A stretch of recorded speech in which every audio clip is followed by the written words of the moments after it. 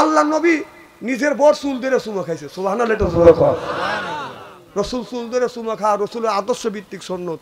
আমরা কি বিবির চুল ধরে চুমা দিছি? যে কারা কারা চুমা দিছে হাত তুলে দেখান তো দেখি। একটা লোক নাই কে।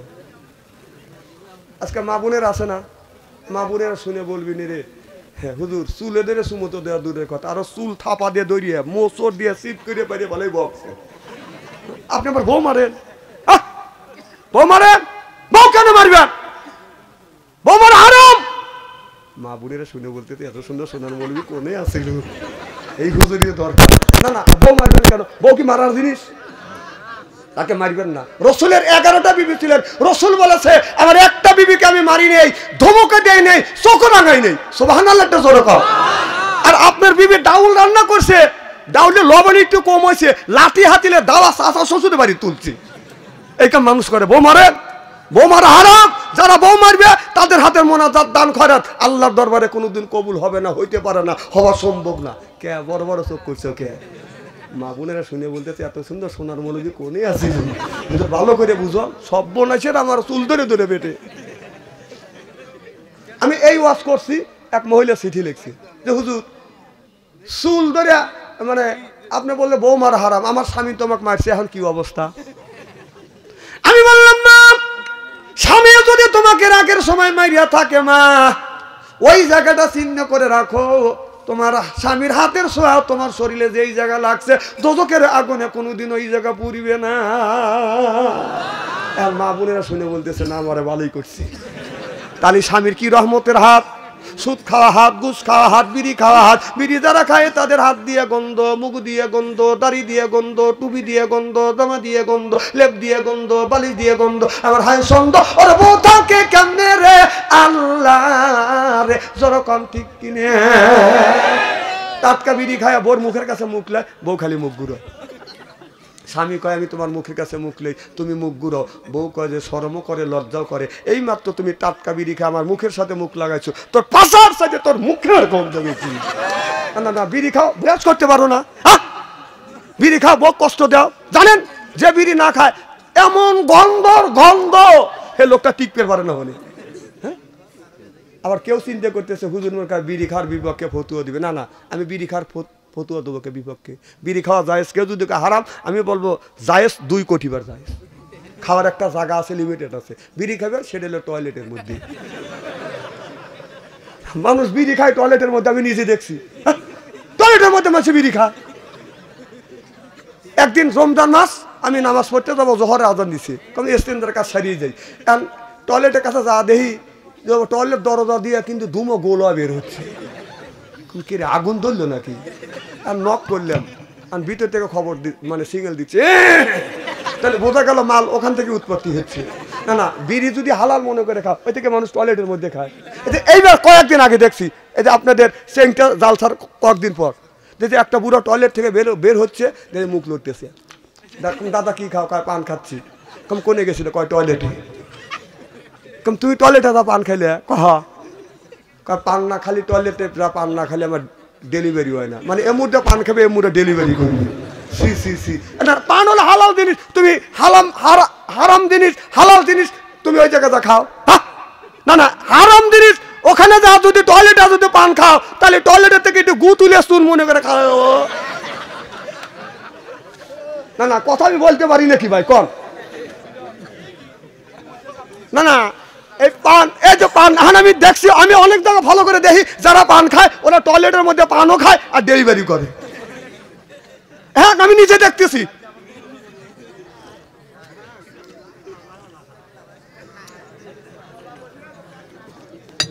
এরা কইতেছে যে না খায়, আসলেই খায়। আচ্ছা, পান যারা খান একটা হাত তুলে দেখেন তো টয়লেটের মধ্যে আপনার মুখ লড়ে নেই, হাত তোলেন, একটাও পাবেন না, দেখছেন? তাহলে বোঝা গেল মাল ওখান থেকে উৎপত্তি করে না। এগুলি করবেন কেন? না না, হালাল জিনিস টয়লেটের মধ্যে খায়, এটা মানুষ নাকি? ইচ্ছে কি বরকত কমে আমাদের?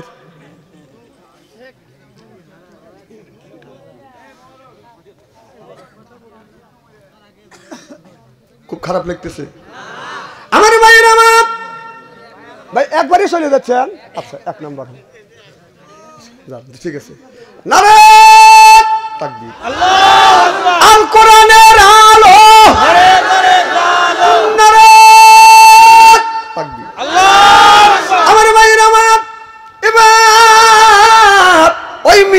বাজান আপনার দুইটা রুটি আছে, দেড়টা স্বামী খাচ্ছে আর দয়টা মেয়েটা খাবে। এমন সময় ফকির যা যখন আপনার চাইলেন, ওই মেয়েটা চিন্তা করতেছে ফকির বেটা তো চাচ্ছে দেড়টা রুটি নিয়ে ফকির বেটাকে দেওয়ার পরে ফকির বেটা বলে মারে আর কি ঘরে কিছু নাই? কয় আপনার কি পেটটা ভরে নাই? কয় না আমার পেট ভরে নাই মা, আরো দেড়টা যদি হইতো আমি পেট ভরে খাইতাম। এবারে মেয়েটা বাড়ির মধ্যে যা দেখে স্বামী বাজান দেড়টা রুটির মধ্যে অর্ধেকটা বাজান খাইছে আর একটা আছে। এবার বিবি যা বলে স্বামী গো আপনি তো আধা খান খাইছেন, হয়তো আমরা রাত্রের বেলা আবার রুটি বানাই আমরা খাইতে পারবো, কিন্তু একটা ভিক্ষুক আইছে খাবার চাইছে তাকে দেই, সাইলকারীকে শূন্য হাতে ফেরত দিব না। এবার স্বামীটা নিয়ে ওই আবার ওই ফকিরকে বাদান দিয়েছে, দরবেশ বাবাকে বাদান দিয়েছে, আবার রুটি টুটি বাদান তৈরি করিয়া বাদান স্বামী স্ত্রী খাইয়া বিছানায় ঘুমিয়ে পড়ছে।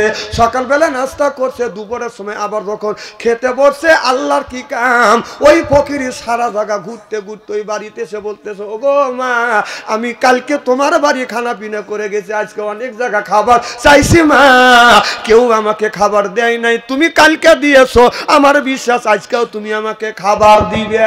কথা কি বুঝতেছেন? আবার যখন এসে মেয়েটাকে বলছে মিয়া মানুষ নরম, আপনার তার দুইজন স্বামী দুইটা রুটি খাবে, বিবি বাজান দুইটা রুটি খাবে, এই বিবি না খাইয়া দুইটা রুটি এই মেয়েটাকে বাজান দিয়ে দিলেন। দেওয়ার পরে এরপরে বাজান খাইয়া দেয়া ফকিরটা বাজান দোয়া করে বাজান চলে গেল। পরের দিন ফকির বেটা আবার ভিক্ষা করতে করতে যেই বাড়ি যে বাজান খাবার চায় কেউ বাজান খাবার দেয় না, ক্ষুধার যন্ত্রণা সহ্য করতে পারে না, যেই জায়গা পাওয়া যায় মানুষ কিন্তু সেই জায়গা বাজান বেশি বেশি করে দেওয়ার চেষ্টা করে। যেরকম ঠিক কিনে এবার এই লোকটা দরবেশ বাবা আবার ওই মেয়েটাকে ডেকে ডেকে বলতেছে মা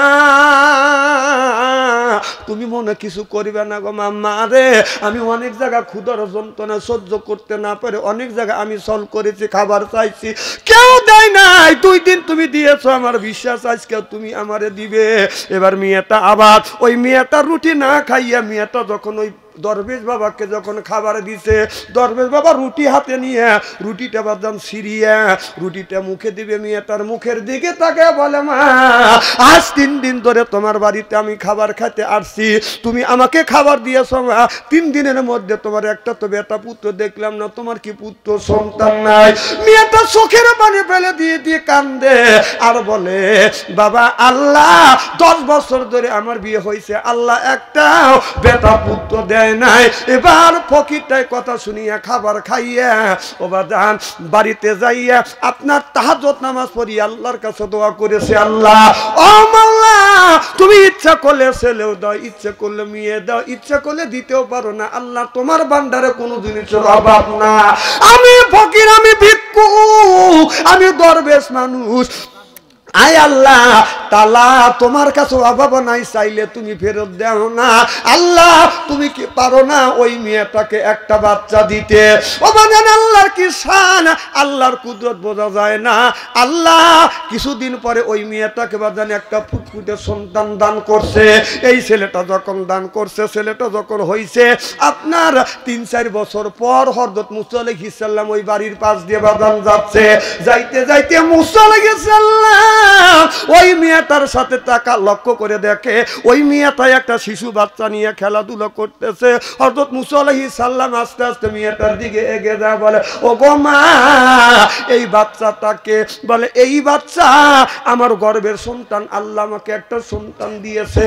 হযরত মুসা আলাইহিস সালাম মনে মনে চিন্তা করতেছে আল্লাহ তুমি তো এই মেয়ের কথা বলেছিলে তুমি ছেলে সন্তান দিবে না, তুমি কেন এই মেয়েটার গর্ভে আবার সন্তান দিলে? মেয়েটা এ কথা বলে নাই হুজুর আপনি তো বলেছেন আল্লাহর নবী, আপনি আল্লাহর নবী, আপনি তো বলেছিলেন আল্লাহ ছেলে সন্তান দিবে না, কিন্তু আপনাকে আমি অবিশ্বাস করি না, কিন্তু আল্লাহ কিন্তু আমাকে ছেলে সন্তান দিয়েছে। হযরত মুসা আলাইহিস সালাম মাথা ছোট করে তুর পর্বতে যাইয়া আল্লাহর সাথে দেখা করবার পরে বলতেছে আল্লাহ কিছুদিন আগে তোমাকে আমি একটা মেয়ের কথা বলেছিলাম, আল্লাহ এই মেয়েটার ছেলেও নাই মেয়েও নাই, আল্লাহ একটা সন্তান দাও, তুমি বলেছো ওই মেয়ের ভাগ্যে আমি কোনো পুত্র সন্তান লেখি নাই, আল্লাহ তুমি আমার কাছে না করলে আবার কেন পুত্র সন্তান দিলে? ওই মেয়েটার কাছে তো আমি লজ্জিত হইলাম ছোট হইলাম, কেন তুমি ওই মেয়েটাকে সন্তান দিলে? দিলে আমার কাছে কেন তুমি বললে এই মেয়েটাকে পুত্র সন্তান তুমি দিবে না? আল্লাহ আমাকে কেন ছোট করলে? আল্লাহ বলে মুসা রে, তোমার এই প্রশ্নের আমি জবাব দিব। তুমি এক টুকরা মানুষের গোশত নিয়ে আসো। হযরত মুসা আলাইহিস সালাম যখন বলল যাও এক টুকরা গোশত নিয়ে আসো, এরপরে আমি বলে দেব কেন মেয়েটাকে আমি পুত্র সন্তান দিলে।